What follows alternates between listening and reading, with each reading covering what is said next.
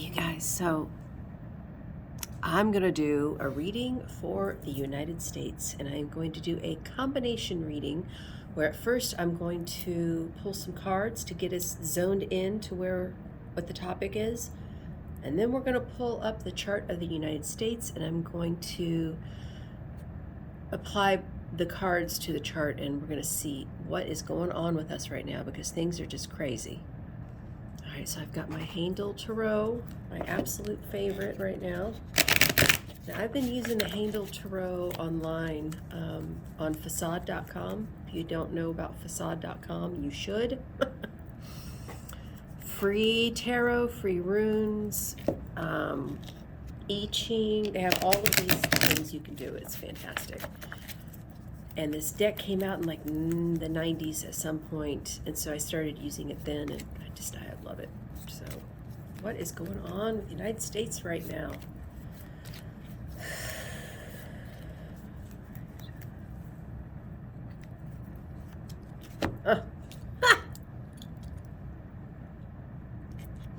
I'm not surprised. The Eon card. Okay, this is a new Eon. And we are in the midst of great change right now. And if you notice, there are dark clouds swirling all around this little baby. But that's us. We're this baby. We're being reborn into a new society, to tell you the truth, a new culture. And if you notice up here, we have the Eye of Horus peeking through and blue clouds. So that's showing that the storm is going to pass. And in the ancient Egyptian pantheon, Horus is the child of Osiris and Isis. So the age of Horus, which is essentially the age of Aquarius, which actually starts in 2600. We are not there yet. It's only 2024. But we are breaking down the old paradigm, and we are preparing for what is coming, right? Which is more enlightenment, more truth, getting away from Kali Yuga, reaching towards Satya Yuga, which is truth, and that is the most pure consciousness, right? So the United States has a lot to do with that right now, right? I mean, need I say more? Okay, so that's the first card I pulled. What else is going on with the United States? Power. Coming back into our power. Nine of Wands is, look at these arrows. This is warrior energy that has overcome a challenge. And so coming back into your power is a contrast to what came before, which is losing your power, right? So very important for us right now to recognize that even though things are difficult, we will regain our strength, okay? What else is going on with us?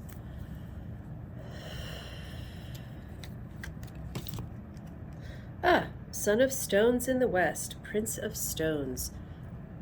Chief Seattle, y'all. All right, so Chief Seattle in this deck represents thinking about the next 7 generations. And Chief Seattle obviously was a Native American. So this brings Native Americans back into focus.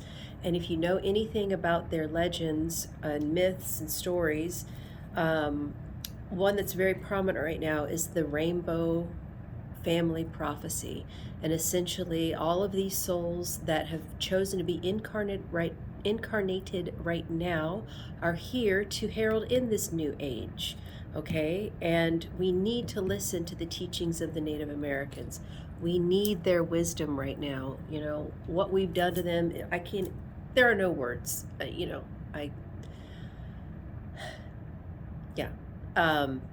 so we need to, if there's some reparations that need to be done, we need to be focusing more on Native Americans and what is going on with on the reservations, especially with murders and abductions.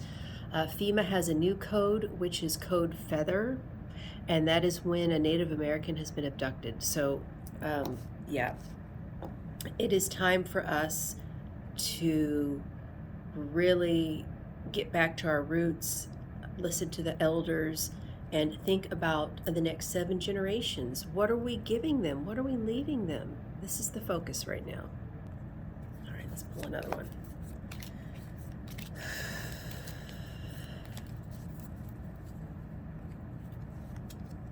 Ah, wonderful. Peace. 2 of Swords. That gives me hope. Because, you know, the way things are going in the Middle East and, you know, Eastern Europe, it's not good. So this is an indication, and when I was shuffling this last time, I was thinking, what is coming up, especially the end of this year with elections, what is happening going into next year? And we got the Peace card, y'all. That is really, really good. Okay, so let's pull one more, and then we will look at the chart.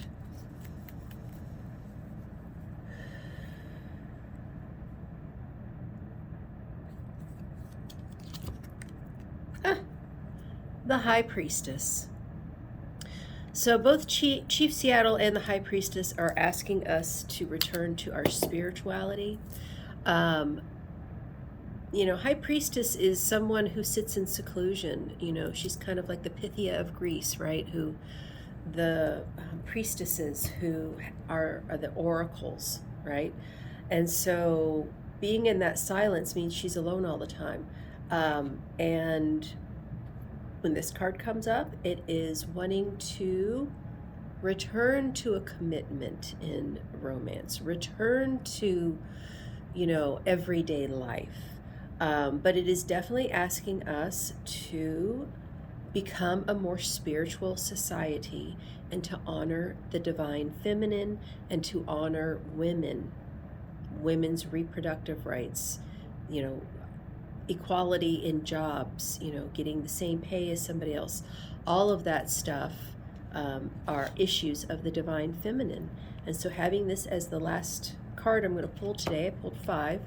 I think that's a really good indication of the energy that's incoming and where we're going to take it. We're going to have more women leaders in society, which is fantastic. Okay, so looking at our chart. Now, if you don't know the United States chart, it is obviously July 4th, 1776, Philadelphia, Pennsylvania, and the time that we use is 6:30 p.m. because we have verified research proving that that's the correct time, okay? So with that being said, the United States has a Sagittarius ascendant with Uttara Falguni as our, oh, I'm so sorry. No, that's not true. I'm looking at the transits. The ascendant right now is Virgo, Uttara Falguni, okay? United States ascendant is Sagittarius, and it is Mula Nakshatra. Mula means the roots. And so this part of the zodiac is very tumultuous, creative, destructive, you know, and so this is about burning things down in order to rebuild them. So it's very, very potent. And, you know, what's happening with the United States chart is that we are in a Pluto return. Pluto at 6 degrees 49 minutes of Capricorn is where it was in the United States chart. We passed through that, oh gosh, February. We passed it one time, but now Pluto's retrograde. So we're going to hit that degree again on July 18th. And Pluto is retrograde in the United States chart. So this Pluto retrograde should be particularly potent concerning money, concerning food, concerning warfare, the military. All of those things obviously are, you know, sharply in focus. And we know that, you know, the food crisis. I don't know what's going on in Idaho. I don't know why their water's getting shut off, but that's a huge source of food for us. Without that, it's not going to be good. I don't know what they're doing. So there is some things, hidden things going on. Pluto is hidden things, secret societies that are in control. And it's all kind of coming out right now, right? Now, the next set of big news is that our moon is in Aquarius, Shatabishak, Nakshatra, and this is about hard to cure diseases. Oftentimes, mental health, addictions, rare diseases, genetic diseases, all those things are Shatabishak. And it's in our third house of media and communication. And we have Saturn on top of our moon right now. Now it has passed our moon, but we are in a 7-year period called Sati Sati. It starts when Saturn is in the sign before your moon, the sign of your moon, the sign after your moon. So we won't get out of it until 2026, 2027, I think. So we're in the thick of it right now. And we know it's a media and information war with, everyone getting hacked and the dark web and all of this nastiness. This is seen through the Sati Sati period for the United States right now. Also the mental health crisis, obviously the addiction crisis, all of that is coming out right now. And Saturn on June 29th is going retrograde, and he's not going to go back over our moon again. Luckily, he's not going to go back that far because our moon's at 7 degrees. He's going to go retrograde at 25. So he's going to back up to it, but then he's going to stop November 15th and then go forward. Okay. So we just got to, just like Saturn, push forward. The next bit of big news, we just had this big solar eclipse on April 8th. The path was from Texas all the way to Maine. Yes, it did go over my house. No, I did not watch it. I do listen sometimes. I don't always listen, but to this I actually listened when my teacher said don't watch it. So I said, okay. But it is in Pisces. It was in Pisces. The nodes stay in a sign for 18 and a half months. So last November, I believe, yes, when the nodes changed. October? October, I can't remember. Anyway, so where the nodes will be in Pisces and Virgo in the fall, September and October are the next set of eclipses, and then 6 months after that, next spring, and then they exit and then they switch signs to Aquarius and Leo. So that being said, the Pisces is the 4th house for the United States. So having that big April 8th solar eclipse happen in the 4th house of the homeland for the United States really shows not only did it go over our heads, but it was actually in our homeland house. So, things are just getting turned upside down, right? And the 4th house actually is also real estate, territories. So look what's going on with the border crisis, right? Look what's going on with the crisis in Palestine and, their land's getting stolen. The homeland, the borders that we're concerned with are going to bring us a lot of change and transformation over the next year, basically in a nutshell. And then this puts K2 in the 10th house for the United States. And the 10th house for a country represents its government, its leaders, its authority figures. Having K2, the planet of loss and surrender and karma, past life karma, having that in the 10th house shows that we are, losing. Our leaders are at a loss right now. They are suffering because they're not leading properly, right? And what's interesting about Virgo is that this is where Venus is debilitated. And so this shows where women are disrespected. And you can see how our government is supporting disrespecting women's rights. That is definitely K2 in Virgo in the 10th house of the government.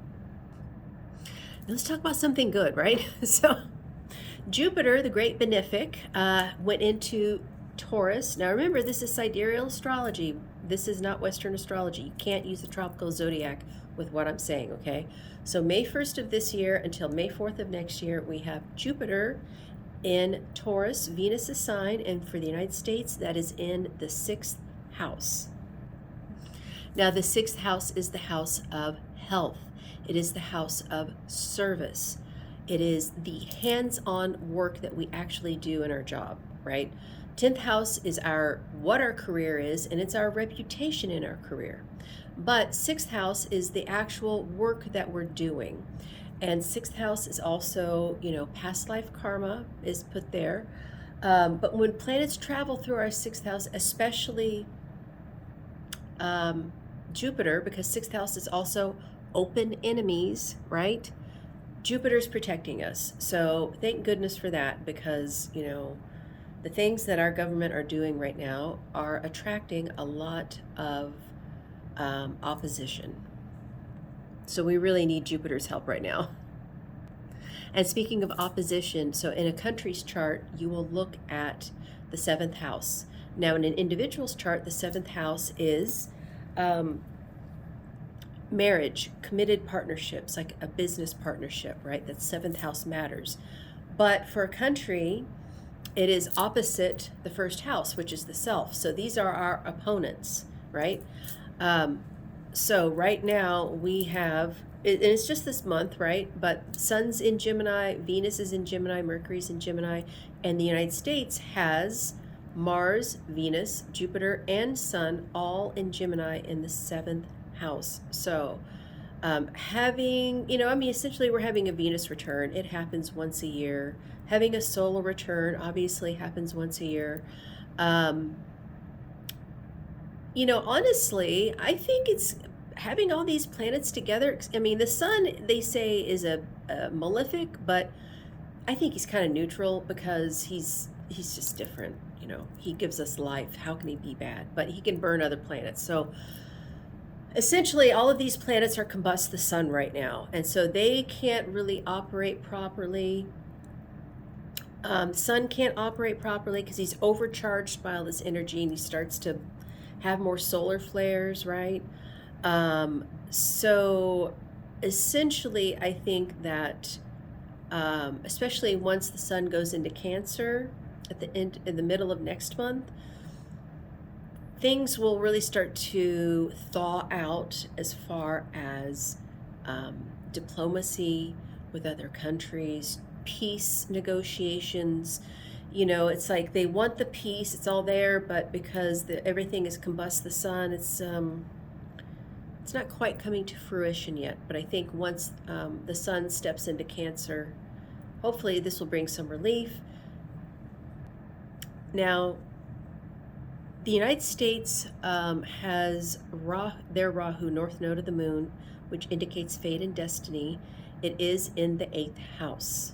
8th house is deep transformations. It is a death and a rebirth.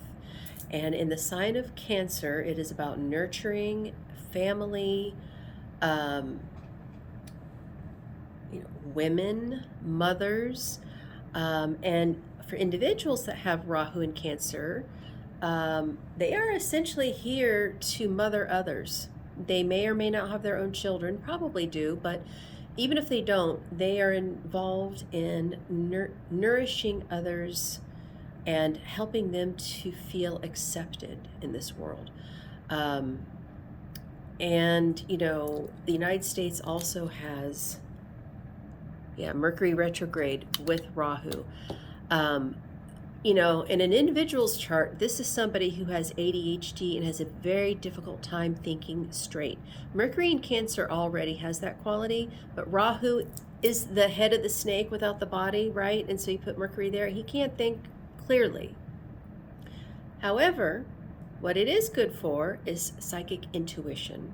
So I feel that our destiny in this life is to bring people back to family, back to nurturing themselves. The whole country as a collective, is on an evolutionary path, and that shows the 8th house. But the goal is Cancerian, and that has to do with home, family, food, feeding the world. I mean, this is, instead of, colonizing the world, The United States needs to focus on helping others and not just take, and then lie and deceive about it in the news. And that's exactly what Rahu and Cancer in the 8th house is. So we have a lot to learn. And then that automatically puts K2 in the 2nd house. And for individuals, K2 in the 2nd house indicates what? Food allergies. K2 is poisons, 2nd house is the mouth, and indicates nourishment, food. What we put into our mouth, what comes out of our mouth in the form of speech.